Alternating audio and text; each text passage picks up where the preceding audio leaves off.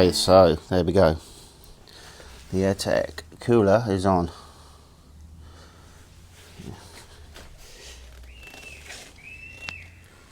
So this part is part of it. That's the plastic guard that just seals off that gap, because obviously you don't put any of the other plastics back on.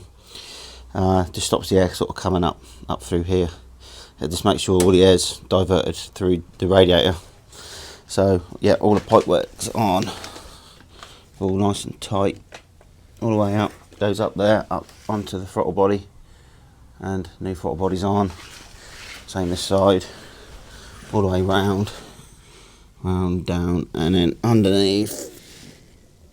That's all new, upgraded, all the way back up there into where the turbo is. So yeah, it weren't too bad, to be fair. There we go. Right, so last stage for now is this bit from here to here, which is on here. So that's all the old. That's old. This is new upgrade, new heat shield, and new cone filter. Pretty straightforward. Thousands of people fitted these on here before now. Literally silicone hose onto there, onto the aluminium body, air filter on the end of that.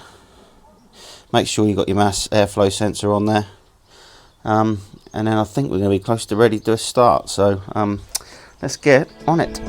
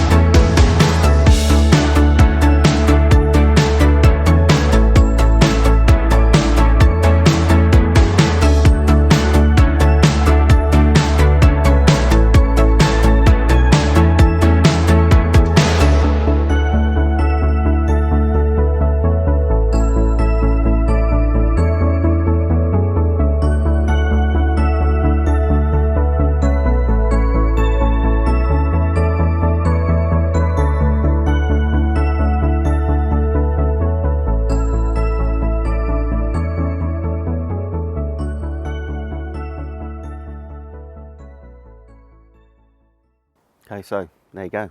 The car's done. It's been 2 days to do what I've just done. Is quite impressive in my eyes. Sort of took, yeah, 2 good days.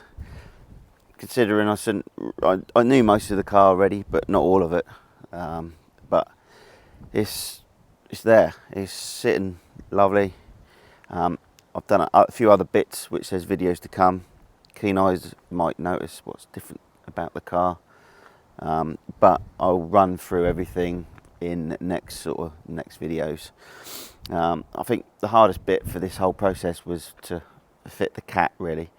The cat was really difficult. It took me near on a day to get the cat off and whatnot, and then obviously just the exhaust, but the exhaust is quite easy once you know what you're doing. So the cat was definitely the hardest thing. Once the cat was done, the intercooler, all the hose pipes and that, we did that in a day easy. So, and if I weren't filming, I probably could have done it a bit quicker.